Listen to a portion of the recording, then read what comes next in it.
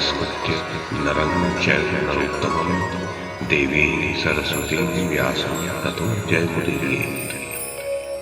ओम नमो भगवते वासुदेवाय, ओम नमः पितामहाय, ओम नमः प्रजापतिभ्यः, ओम नमः कृष्णद्वैपायनाय, ओम नमः सर्वविघ्नविनायकेभ्यः।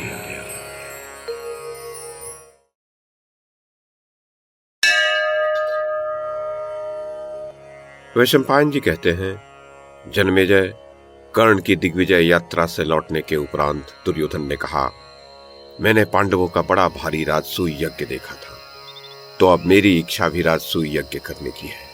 तुम उसे पूरी करो कर्ण। दुर्योधन के इस प्रकार कहने पर कर्ण ने उससे कहा, राजन, इस समय सभी नृपतिगण आपके अधीन हैं।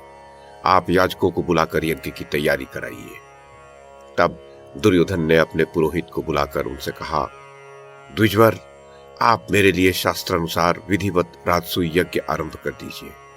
उसकी समाप्ति पर मैं आपको यथेष्ट दक्षिणा दूंगा। इस पर पुरोहित ने कहा, राजन, युधिष्ठिर के जीवित रहते हुए आप यह यज्ञ नहीं कर सकते। अभी आपके दीर्घायु पिता धृतराष्ट्र भी जीवित है, किंतु एक दूसरा यज्ञ है जो किसी के लिए भी निषिद्ध नहीं है। आप विधिवत उसे ही कीजिए। उसका नाम वैष्णव यज्ञ है और वह राजसूय यज्ञ के ही जोड़ का है। उसके हेतु जो सब भूपाल आपको कर देते हैं उन्हें आज्ञा दीजिए। वे लोग आपको सुवर्ण के बने हुए आभूषण तथा सुवर्ण कर के रूप में अर्पण करें। नृपश्रेष्ठ, उसी सुवर्ण से आप एक हल तैयार करवाइए। भारत, उसी हल से आपके यज्ञ मंडप की भूमि जोती जाए। नृपश्रेष्ठ, उस ज्योति हुई भूमि में ही उत्तम संस्कार से संपन्न, प्रचुर अन्न पान से युक्त और सबके लिए खुला हुआ यज्ञ यथोचित रूप से प्रारंभ किया जाए। ये मैंने आपको वैष्णव नामक यज्ञ बताया है, जिसका अनुष्ठान सत्पुरुषों के लिए सर्वथा उचित है। पुरातन पुरुष भगवान विष्णु के सिवा और किसी ने अब तक इस यज्ञ का अनुष्ठान नहीं किया है। ये महायज्ञ क्रतुश्रेष्ठ राजसूय से टक्कर लेने वाला है। हमें तो वह बहुत प्रिय है। उससे आपका हित होगा और वह बिना किसी विघ्न बाधा के संपन्न हो जाएगा। जन्मेजय, ऋत्विजों के ऐसा कहने पर राजा दुर्योधन ने कर्मचारियों को यथा योग्य आज्ञा दी तथा उन्होंने उसकी आज्ञा के अनुसार क्रमशः सारी तैयारियां कर दी। तब महामती विदुर एवं मंत्रियों ने दुर्योधन को सूचना दी, राजन, यज्ञ की सब सामग्रियां तैयार है। स्वर्ण का बहुमूल्य हल भी बन चुका है और यज्ञ का नियत समय भी आ गया है। ये सुनकर राजा दुर्योधन ने यज्ञ आरंभ करने की आज्ञा दे दी। बस यज्ञ कार्य आरंभ हो गया और दुर्योधन को शास्त्रानुसार विधि पूर्वक यज्ञ की दीक्षा दी गई। उस समय धृतराष्ट्र, विदुर, भीष्म, द्रोण, कृप, कर्ण, शकुनी और गांधारी सभी को बड़ी प्रसन्नता हुई।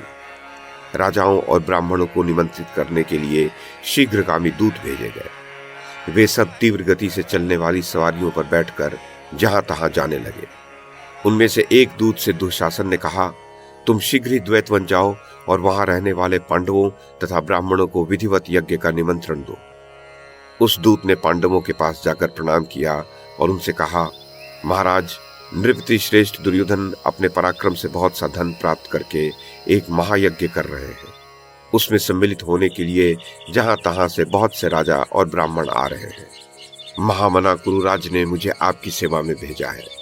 धृतराष्ट्र कुमार महाराज दुर्योधन आपको यज्ञ के लिए निमंत्रित करते हैं। आप उनका यह अभीष्ट यज्ञ देखने की कृपा करें। दूत की यह बात सुनकर राजा युधिष्ठिर ने कहा, अपने पूर्वजों की कीर्ति बढ़ाने वाला राजा दुर्योधन महायज्ञ के द्वारा भगवान का यजन कर रहे हैं। यह बड़ी प्रसन्नता की बात है।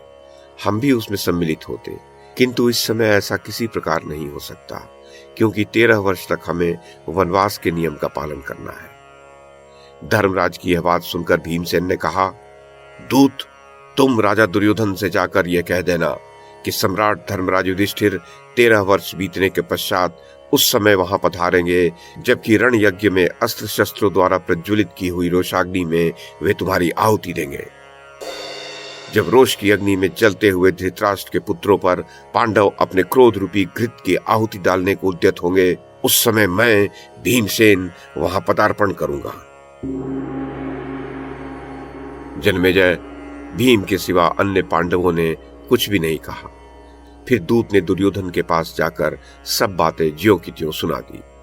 इसके पश्चात अनेक देशों से प्रधान प्रधान पुरुष और ब्राह्मण हस्तिनापुर में आने लगे।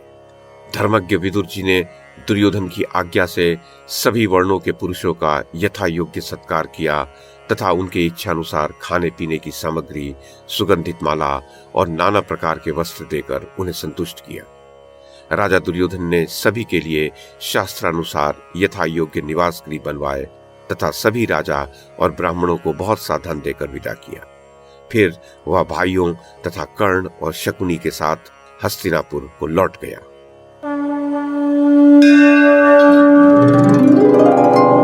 वैशंपायन जी कहते हैं, महाराज, नगर में प्रवेश करते समय सूतों तथा अन्य लोगों ने भी राजा दुर्योधन की प्रशंसा की। लोग लावा और चंदन चूर्ण बिखेर कर कहने लगे, महाराज, आपका यह यज्ञ बिना किसी विघ्न बाधा के पूर्ण हो गया। ये बड़े सौभाग्य की बात है। वहीं कुछ लोग ऐसे भी थे जिनका मस्तिष्क वात रोग से विकृत था। कब क्या कहना उचित है इसको वे नहीं जानते थे। अतः राजा दुर्योधन को संबोधित करके कहने लगे, राजन, आपका यह यज्ञ युधिष्ठिर के यज्ञ के समान नहीं था। कुछ अन्य वायु रोगग्रस्त लोग राजा युधिष्ठिर से कह बैठे, ये यज्ञ तो युधिष्ठिर के यज्ञ की 16वीं कला के बराबर भी नहीं था। जो राजा के सुहृद थे उन्होंने कहा, ये यज्ञ पिछले सब यज्ञों से बढ़कर हुआ है। ये याति, नहुष, मानधाता और भरत भी इस यज्ञ कर्म का अनुष्ठान करके पवित्र हो सब के सब स्वर्गलोक में गए हैं। भरत श्रेष्ठ सुहृदों की ये सुंदर बातें सुनता हुआ राजा दुर्योधन प्रसन्नता पूर्वक नगर में प्रवेश करके अपने राजभवन में गया और राज सिंहासन पर विराजमान हुआ। उस समय सूतपुत्र कर्ण ने कहा, भरत श्रेष्ठ, सौभाग्य की बात है कि तुम्हारा यह महान यज्ञ सकुशल समाप्त हुआ। नरश्रेष्ठ, अब युद्ध में पांडव मारे जाएंगे, उस समय तुम्हारे द्वारा आयोजित राजसूय यज्ञ की समाप्ति पर मैं पुनः इसी प्रकार तुम्हारा अभिनंदन करूंगा। तब दुर्योधन ने उससे कहा, वीर, तुम्हारा यह कथन सत्य है।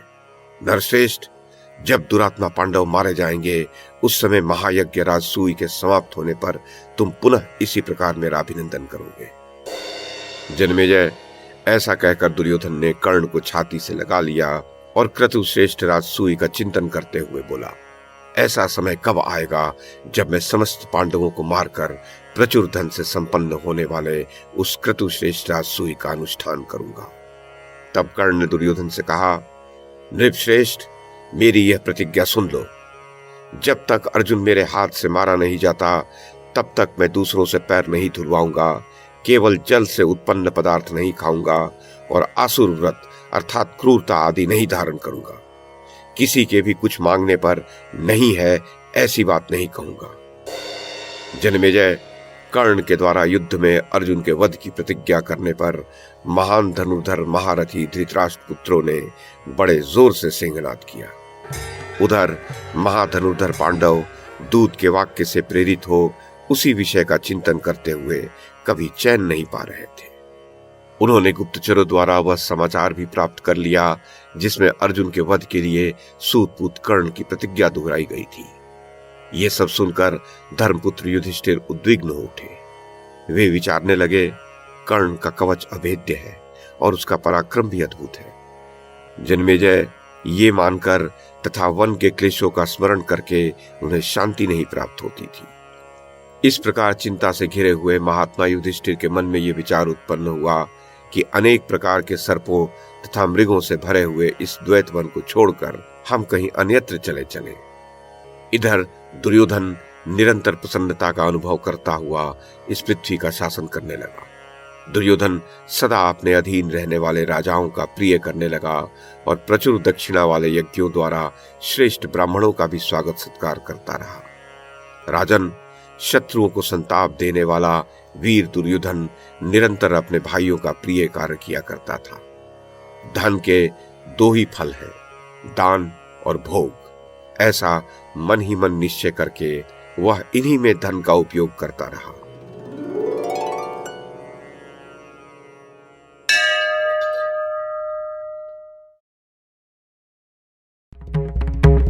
YouTube के माध्यम से महाभारत की कथा को एक श्रृंखला के रूप में प्रस्तुत करने का हमारा ये प्रयास यदि आपको सराहनीय लगा हो तो कृपया इस कड़ी को लाइक और शेयर करें, चैनल को सब्सक्राइब करें और बेल आइकन को दबाएं। साथ में अन्य लोगों को भी देखने के लिए प्रेरित करें। धन्यवाद और नमस्कार।